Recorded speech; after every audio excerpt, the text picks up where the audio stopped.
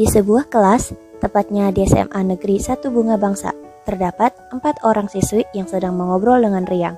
Mereka bisa dibilang satu tongkrongan karena hubungan mereka yang sangat dekat. Personilnya antara lain adalah Aurel, Bella, Zea, dan Salsa. Mereka bisa dibilang siswi yang sangat berisik di kelasnya, hingga selalu membuat suasana kelas semakin heboh. Seperti kebiasaannya, mereka di pagi hari selalu berada di dalam kelas dan duduk melingkar sambil melakukan kegiatan dasar perkumpulan wanita. Tidak lain ialah bergosip.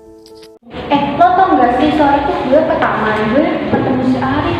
Dia lagi jalan sama siapa lo? Emang sama siapa? Sama Evan, boy. Wah parah, masa iya kita yang sekelas aja gak tahu. Pinter banget ya si Arin, gue aja yang hidup sahabat masih jomblo. Di dasar nenek ya lo. Ini tuh kapan tau gak? Kapan kalau lo udah tua? Wah, tahunnya gak asik. Gak apa-apa kok, gue cuma lagi malas ngomong aja, lagi yang badan juga. UKS aja sekalian biar gue belajar. Alasan dulu anak lo. Sedih mulu lo nama sih. Ya aku lo gak apa-apa. Iya gak apa-apa, gue cuma... Belum selesai Bella melanjutkan kalimatnya, tiba-tiba seseorang menyerbu gerombolan gadis-gadis itu sambil memegang handphone di tangan kanannya dengan gelegak seperti seorang influencer. Orang tersebut bernama Tiara. Halo guys, welcome back to my vlog. Di sini gue lagi bareng Mak Ruby nih. Apaan sih namanya nonton aja? Ih lo, gue lagi liat IG nih. Siapa dulu penggemar gue? Emang ada yang nonton? Ada dong. Paling sebang sama halus doang. Sembarangan. Ada yang nonton dong. Berapa orang? Ya walaupun cuma 3 orang sih ya, tapi kan ada yang nonton. Malah aku yang nonton. Kalian jangan ketawa ya, awas aja kalau gue jadi selebgram, aku nggak bakal gue promosiin. Alah, gue tunggu beberapa tahun juga, pasti lo gak bakal terjadi deh. Gue serius. Ih, jangan serius-serius aku ini masih kecil juga. Tahu mau pergi aja, bye. Tiara pergi dan yang lainnya pun terkekeh akan kelakuannya.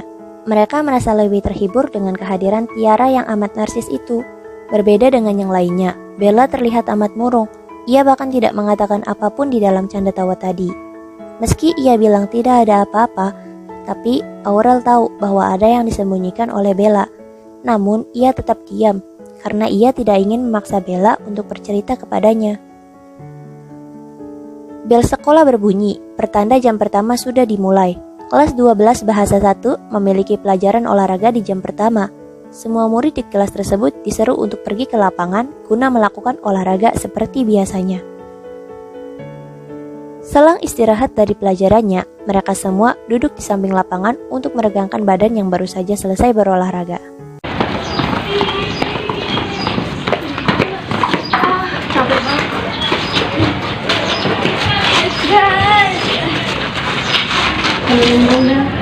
Ambil aja. Capek juga ya, kakinya sakit banget nih. Namanya juga olahraga, Rel. Kalau nggak mau capek, ya rebahan dong. Lo kenapa, Bel? Kayaknya pucet banget. Kayaknya gue sakit deh. Tahu kasih aja, diantar ya. Gak apa-apa, gak usah. Lagian kan 1 jam lagi kita pelajaran dimulai. Takut nanti Pak Dimas marah kalau banyak yang kesini. Ya udah kita izinin aja, nanti lo UKS sendirian. Aku lo bisa, gak perlu diantar. Gak usah, gak apa-apa. Gue sendiri aja. Zea menjelaskan keadaan Bella kepada Pak Dimas selaku guru olahraganya. Pak Dimas pun mengizinkan Bella untuk pergi ke UKS sendirian. Mereka kemudian melanjutkan pelajaran olahraga seperti biasanya. Setelah selesai berolahraga, semua siswa kelas 12 Bahasa 1 pergi ke koperasi sekolah untuk membeli minuman. Mampus, uang gue ketinggalan dia. Ayo, gimana sih? Ambil aja di sana lagian jam berikutnya juga masih 30 menit Gue lagi. ikut ya. Gak usah, gue sendiri aja. Aurel pergi ke kelas untuk mengambil uang sakunya. Kemudian ia kembali ke koperasi sekolah dan membeli minuman bersama dengan yang lainnya. Seperti biasa, 30 menit kemudian jam selanjutnya dimulai. Semua siswa kelas 12 Bahasa 1 kembali ke kelasnya dan mempersiapkan untuk pelajaran berikutnya. Tetapi, tiba-tiba sebuah peristiwa terjadi secara mendadak. HP gue hilang, nggak ada di tas. Ada apa? HP gue hilang kan, biasanya kalau olahraga gue taruh HP gue di sini. Emang tadinya lo taruh di mana? Di sini kok nggak ada. Coba dicek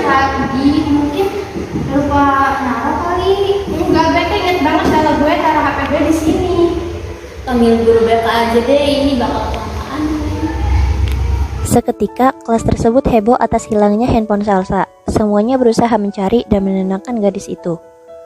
Guru BK yang dikenal dengan nama Bu Maya masuk ke ruangan kelas 12 bahasa 1 karena mendapat laporan dari salah seorang siswa kelas tersebut. Coba kamu ingat kembali, mungkin kamu lupa naruh. Enggak Bu, saya yakin HP saya ditaruh di tas sebelum olahraga tuh. Sebelumnya ada yang tahu gak Salsa ngapain? Mungkin dia lupa taruh. Saya lihat dia emang taruh di tas itu Bu sebelum jam olahraga. Saya tahu Bu, siapa yang ngambil HP-nya Salsa. Kamu anak kelas ini. Iya Bu, saya tadi ke kelas waktu jam olahraga. Kamu tahu siapa yang ngambil? Aurel pelakunya.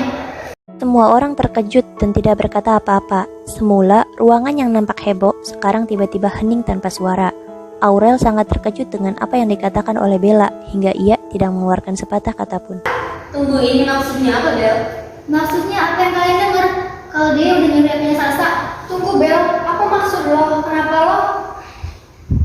Lo masa bohong? Gue jelas-jelas tahu lo pelakunya. Apa maksudnya ini? Gimana kalian bisa menuduh Aurel pelakunya? Saat saya tadi ke KS, saya sempat ke kantin buat beli minum. Terus saya lihat dia masuk dalam kelas.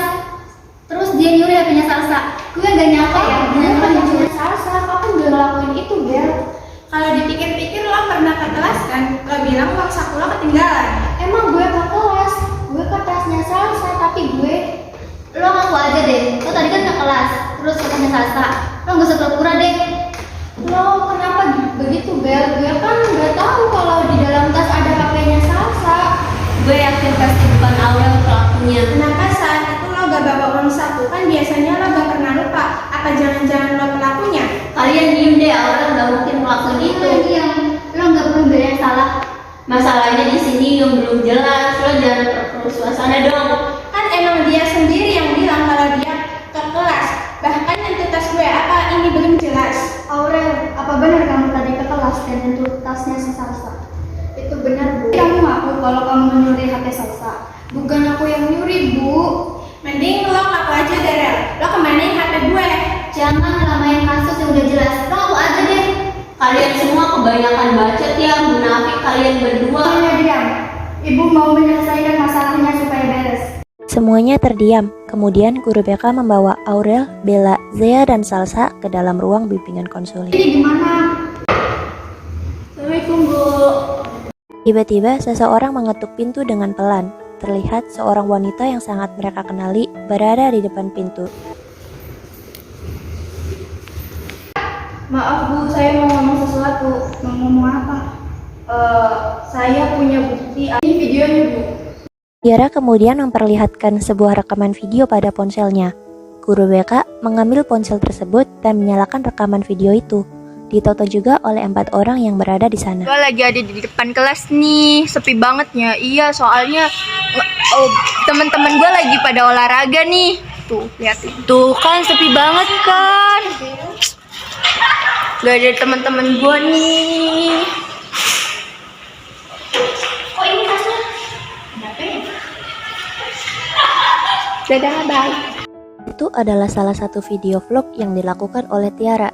Tepatnya, video tersebut menggambarkan ia yang sedang melakukan rekaman video dengan kamera yang menunjukkan bahwa Bella sedang mengambil sesuatu dari tas Salsa.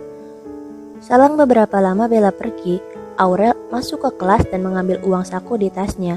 Ia kemudian menghampiri tas Salsa hanya untuk sekedar menutup resleting yang terbuka. Semua orang di sana terkejut dengan rekaman itu, tidak terkecuali Bella yang tidak menyangka ada bukti sekuat itu tentang perbuatannya. Dari video ini Bella. Iya Bu, emang saya udah nyuri punya Salsa. Karena saya punya dendam sama dia.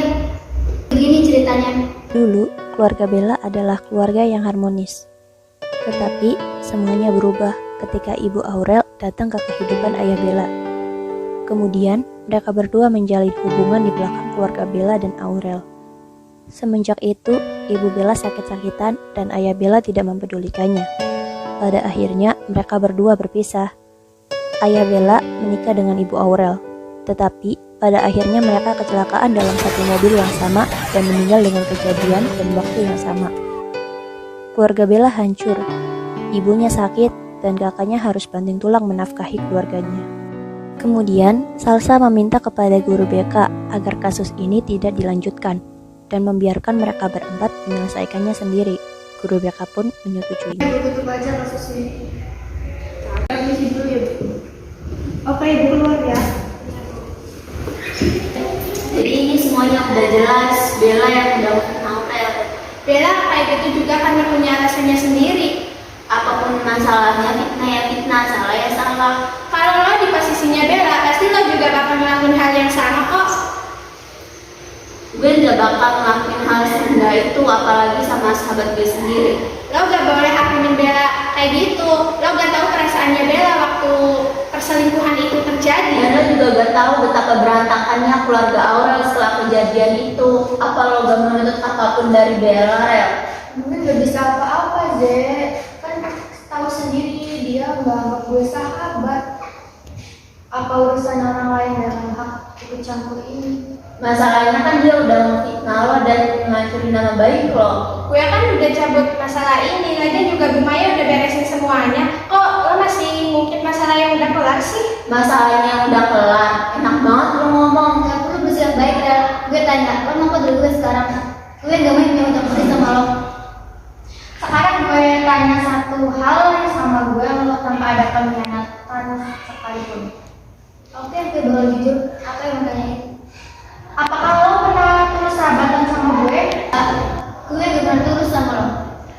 Oke, jika semua ini udah selesai, apakah lo mau bersahabatan sama gue? Apa lo bisa temenan sama orang yang udah ngancurin semua apa yang lo miliki? Oke, sekarang gue paham sekarang.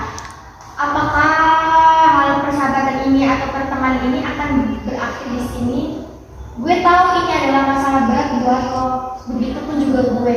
Mungkin hal yang terbaik adalah kita harus menjauhi dari segalanya. Gue rasa sekarang lo paham. Sekarang aku mau sekarang kita menjadi orang yang pura-pura gak kenal. Dan gue harap lo jangan ngikutin kehidupan gue dan gue gak akan ngurusin kehidupan lo. Mulailah jadi orang asing satu sama lain. Oke? Gue setuju kalau minta. Gue masih mau sahabatan sama lo, Rel. Gue tulus karena dari awal persahabatan gue dimulai dari lo. Lo yakin mau bertahan di sisi gue, Ci? Gue yakin. Maaf Rel, gue lebih milih Bella karena dia selalu ada di sisi gue dan selalu ngertiin perasaan gue. Lo mau sama gue meskipun buat gue kayak gini? Iya yakin gue tahu sama lo kok. Pada akhirnya, Aurel dan Bella memilih jalan mereka masing-masing. Akhir dari sebuah cerita terkadang tidak selalu indah, karena sudah hakikatnya dunia yang dipertemukan, maka akan dipisahkan juga. Hanya saja manusia tidak pernah tahu dengan cara apa semesta mempertemukan dan dengan cara apa pula ia memisahkan. Amanat yang bisa kita ambil dari cerita ini ialah, jangan pernah menilai suatu hal hanya dari satu sudut pandang, karena yang terlihat dan terdengar belum tentu itulah yang terjadi. Seseorang pasti pernah merasa sedih dan menderita, tapi bukan berarti orang lain tidak pernah bersedih juga. Hanya saja, cara mereka menunjukkan kesedihan itu berbeda dari orang lain. Sebuah hubungan yang bahkan tidak pernah didasari ketulusan, pada akhirnya akan hancur dengan sendirinya, terkikis oleh perjalanan dan terurai oleh derayan air mata.